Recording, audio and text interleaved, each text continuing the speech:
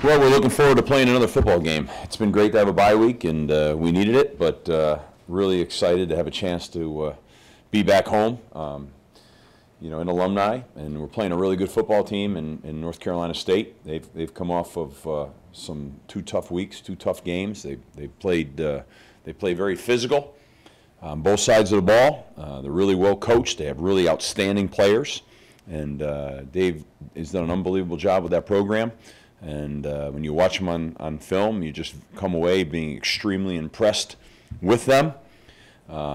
Start on offense. Ryan Finley's playing great football. I think at one point in that game last week, he was like 16 for 16, making every play. It looked fantastic. The running back combinations who touch the ball, with Hines and Samuels, I think they're dynamic players, as good as there is in our conference.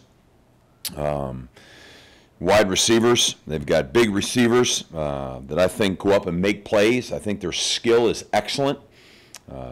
Good offensive line. And on defense, their defensive front's probably as good as any defensive front, or better than we faced this year, period. They're big, strong, physical guys.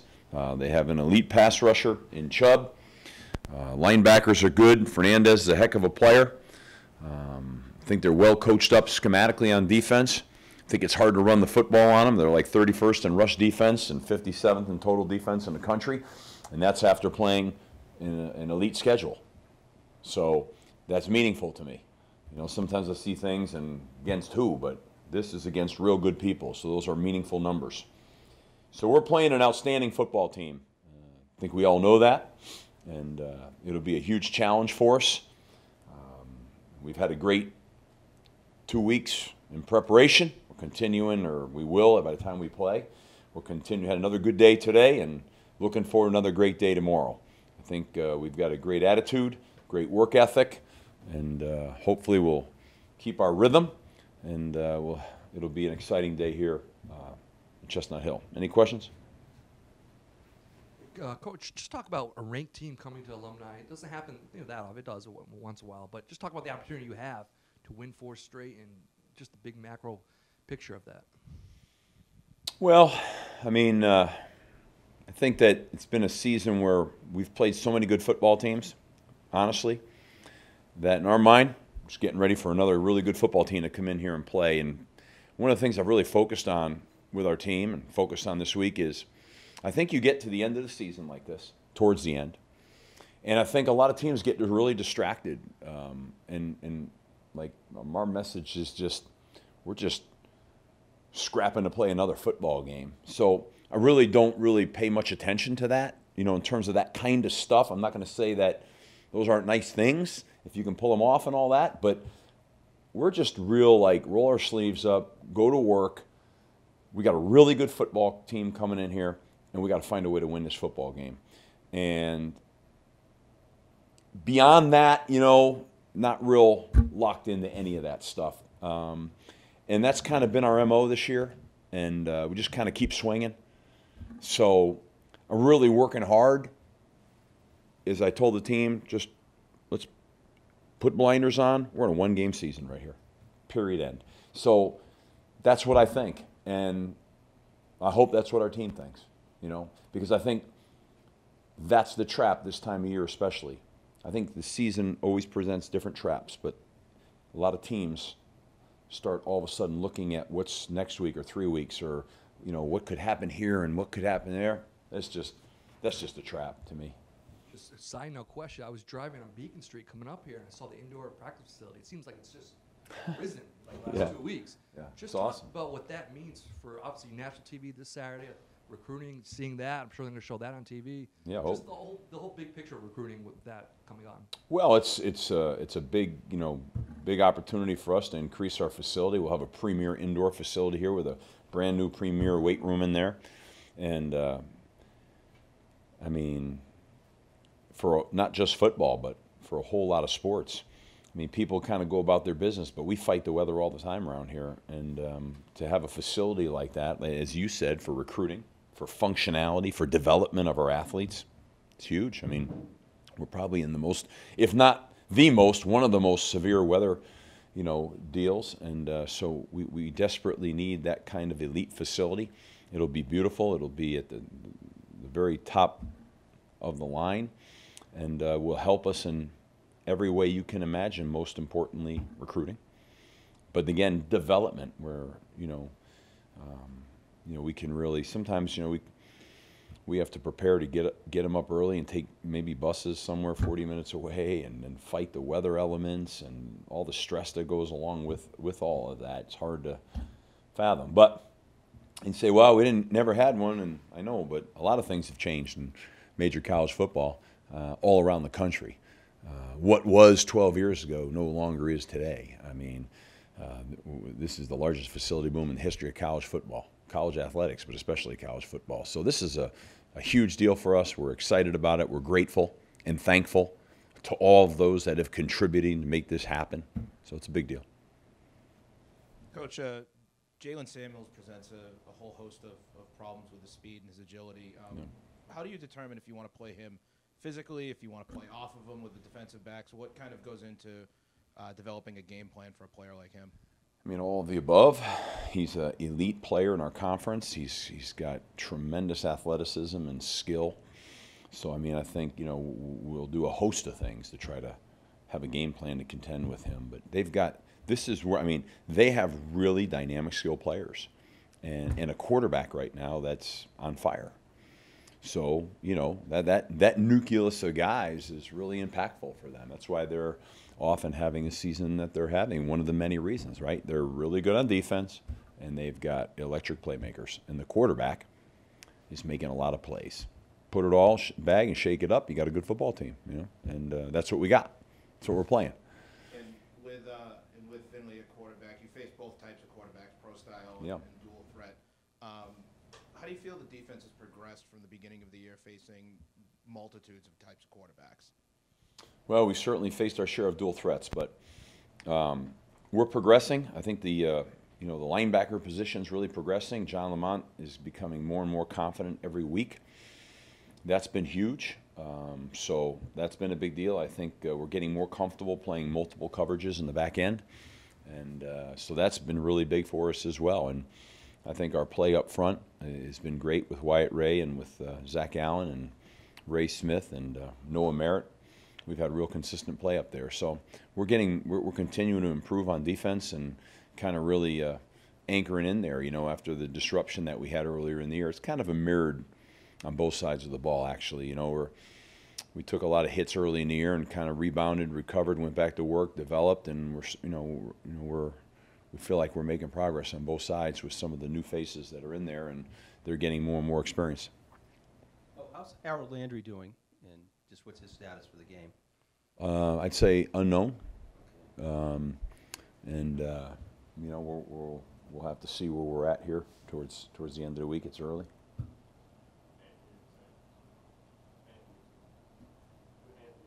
Great, fantastic. Yeah, practicing great, feels great. Yeah. This light's killing me here. I don't know what's going on with this light. It's like some yellow light or something here. I don't know where I am right now. Huh? That's hard to believe. You can't do much with me, so. In terms of the week that you got to kind of get guys healthy again, how much did that help? Helped us a lot. The bye week gave us a great opportunity to get some guys feeling better and rested physically but mentally as well. And, so I think it was great. I think it gave our guys a chance to really, get back on top academically, which is huge. That's a continual, that's a grind. And but our guys did a great job with that and getting caught back up and making sure they're up to speed with all their assignments and tests and papers and readings. And so I think that whole thing collectively was good for us. Now hopefully we're going to go out there and we'll still have good rhythm and everything when we play. Those are always, you never know. You just don't know. But certainly if practice is any indication, I think we practiced really well today. And so that was good. Harold did not practice today. No. And also, you talked about this a little bit coming out last game, but just more different, talking about like, hey, how we actually Yeah. Well, I'm hopeful that we'll be able to maintain momentum and maybe come out and have a little bit more staying power out there because maybe a little bit more rested. Maybe the legs are a little bit better.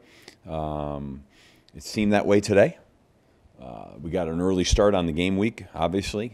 Today is our Tuesday. We're treating it as such, which is a great advantage, I think. But at the end of the day, you got to show up on Saturday. You got to make your plays, and you just never know. But hopefully we can continue down the path of having good momentum. And there's some good things that are happening. Like, for example, just the fact that, I think we're, in the top 2 or 3 in the country in fewest penalties. We're in the top 6 and fewest sacks allowed, top 5, whatever it is. I mean, we went down a little bit in terms of plays run because we had a bye week.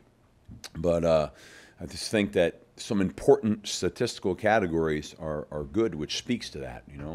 We're doing a good job of getting the ball back, not giving the ball up, not creating penalties, and those are all pluses when you're playing a really talented football team like this football team that's coming in here right now. So they're loaded. They're loaded. They got a bunch of guys here that are fantastic players. They're older guys, and they're playing at a high level. They're playing at a high level. Coach, this year's senior class Saturday being senior day, I can't remember if this would have been your first recruiting class or not. Yeah. But culturally, how much have they helped you set what you want for future classes and what you're setting the tone for on the recruiting trail? They've been awesome, and we don't have a very large class here right now. We've got maybe 2 redshirt seniors, and then a handful of seniors that didn't have a chance to redshirt. But it's not a huge class, but a great group of guys that have been just love being around, love coaching them. Really great people, and good football players. But, when I go out in the field every day, I honestly, I'm not trying to be corny, I'm grateful that I got a chance to be around and coach these guys. I've been in a lot of programs now. It's not like, it's my first rodeo here. And I just really grateful to be around these kind of kids. These guys they're committed to football. They love football. They really value their education. They're fun to be around because they're great people. Their parents are great people. And that's culture of your program. And those guys have been fantastic. So, we're gonna miss them greatly.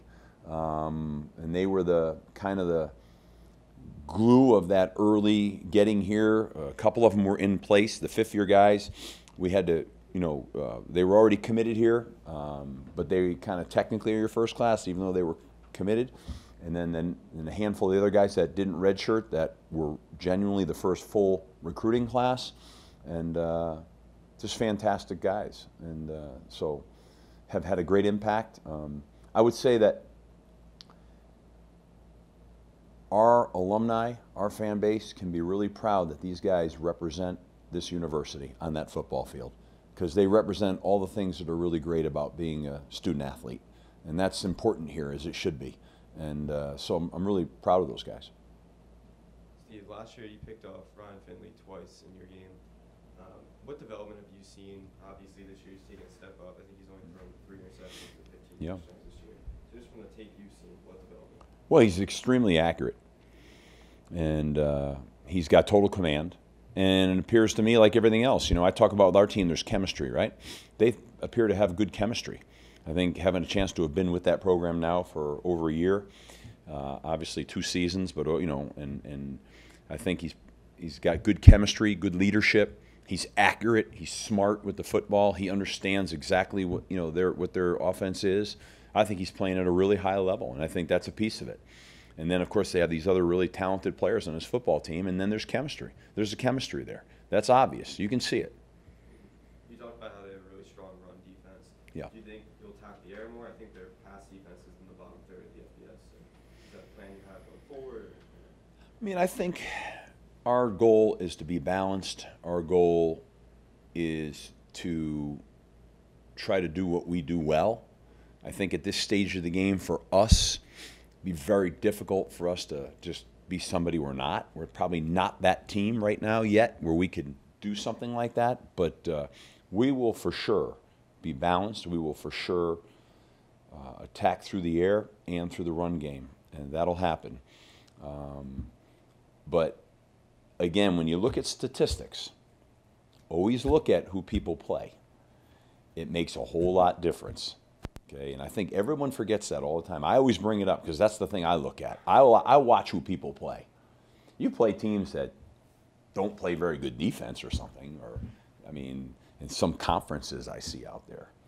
But this team, like our team, we play some really good football teams. They've played some really good football teams, and they're playing really good football against really good football teams. So, you know, but for me not to acknowledge the fact that they're outstanding run defense. Personnel and scheme, they're outstanding. I'm saying they're, if not the best, they're at the very top of the line. You know, Clemson, NC State, I mean, Florida State, I mean, run defense-wise in terms of their personnel, I mean, really talented, big, strong, physical, athletic guys.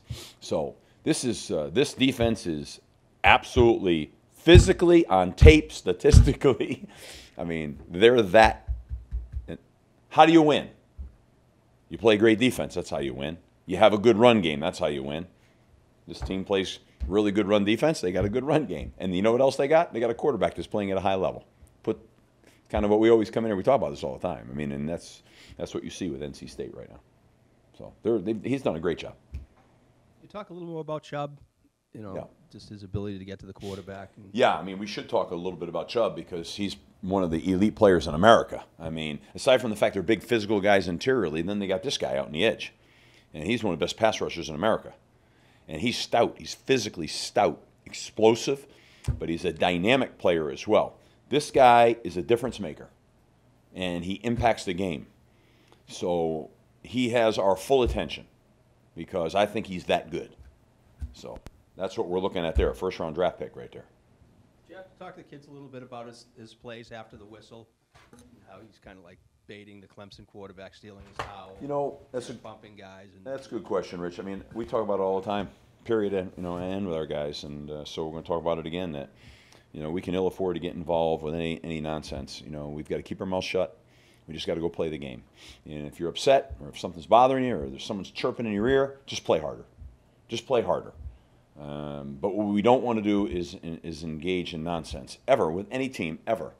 And, you know, I think that's something that you have to really put an emphasis on. I think it's discipline. But, you know, young guys get caught up in the moment, and they get involved with stuff. And like I always say, you know, it's get involved with something, it's usually the guy that doesn't start it that gets it. It's the guy that retaliates. And we just don't have, you know, it's not a part of our program. And we certainly don't have the advantage or the luxury of losing a good player because he decided to engage in nonsense. Why would you need to? You got a helmet on, you got full pads on. Keep your mouth closed. You earn respect with your play, not with your mouth. And you earn it when you play as a physical, hard-nosed player. This guy is a physical, hard-nosed player. He has earned our respect because of the way he plays on the field with his power, his explosiveness, and his technique. He is a heck of a football player.